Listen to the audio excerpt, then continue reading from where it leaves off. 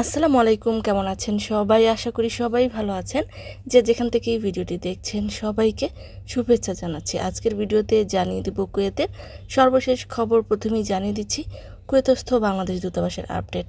Kuwait প্রবাসী বাংলাদেশিদের অবগতির জন্য জানানো যাচ্ছে যে দূতাবাসে বেশ কিছু ই পাসপোর্ট এবং সামান্য কিছু এমআরপি পাসপোর্ট তৈরি হয়ে রয়েছে বিতরণের জন্য। যারা বানাতে দিয়েছিলেন যোগাযোগ করতে পারেন।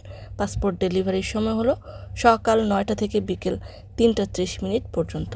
জানিয়ে দিচ্ছি আভ্যন্তরীণ কিছু আপডেট। একটি স্থানীয় আরবি দৈনিকে প্রকাশ করে বলা হয়েছে যে Kuwait public authority for civil information কর্তৃপক্ষ প্রকাশ করেছে যে কুয়েতে বসবাসরত যে সকল প্রবাসীর সিভিল আইডি কার্ড থেকে ঠিকানা মুছে ফেলা হয়েছে তাদের সিভিল আইডি কার্ডে ভুয়া ঠিকানা বসানোর অপরাধে এবং ঘুষ গ্রহণের অপরাধে আটক করা হয়েছে এবং তাকে 5 বছরের কারাদণ্ডের রায় প্রদান করা হয়েছে। এছাড়াও ওই কুয়েতি নাগরিক কর্মকর্তার সাথে একই অপরাধের সাথে সংযুক্ত থাকা একজন প্রবাসী ব্যক্তিকে আটক করা হয়েছে।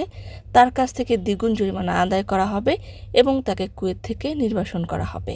অন্যদিকে আরেকটি আরবি দৈনিকে প্রকাশ করে বলা হয়েছে যে মাদক বিরোধী বিভাগের গোপন তদন্ত এবং আসামিদের উপর নজরদারির পর আপিল আদালত লন্ডন থেকে 7,50,000 দিনার মূল্যের 60 কেজি মাদক পাচারের একটি চক্রের সাথে জড়িত একজন কাস্টমস ইন্সপেক্টর, একজন সমবায় সমিতির সদস্য, তাদের সহযোগী এবং 15 ও 17 বছর বয়সী আরও 2জন আসামির যাবজ্জীবন কারাদণ্ড বহাল রেখেছে।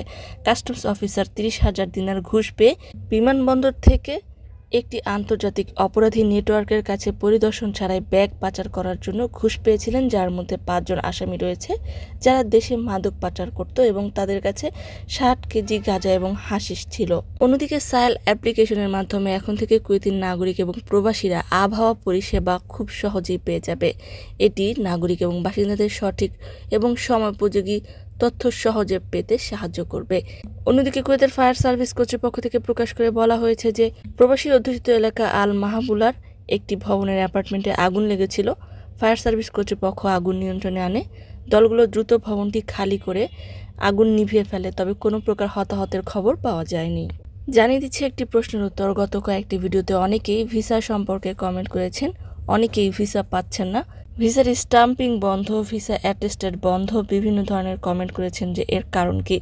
এর উত্তর হলো যে এক এক কোম্পানির এক একটি কারণে ভিসা স্টাম্পিং বা অ্যাটেস্টেড করা বন্ধ রয়েছে। ঠিক কী কারণে আপনার ভিসা প্রসেসিং বন্ধ রয়েছে তার সঠিক উত্তর বলা সম্ভব হচ্ছে না। এগুলো আভ্যন্তরীণ আপডেট। এ সম্পর্কে কোম্পানি বা যারা ভিসা দিচ্ছে তাদের কাছ থেকেই জেনে নিতে পারেন, এমনকি তারাও সঠিক উত্তর দিবে কিনা সে ব্যাপারে সন্দিহান রয়েছে। আশা করি বুঝতে পেরেছেন। সম্মানিত ভিউয়ার্স, আজকের মতো এই ছিল আপডেট। পুরো ভিডিওটি দেখার জন্য ধন্যবাদ। এই ধরনের ভিডিও পেতে চাইলে ইউটিউব চ্যানেলটিকে সাবস্ক্রাইব করে দিবেন, ফেসবুক পেজটিকে লাইক এবং ফলো করে দিবেন।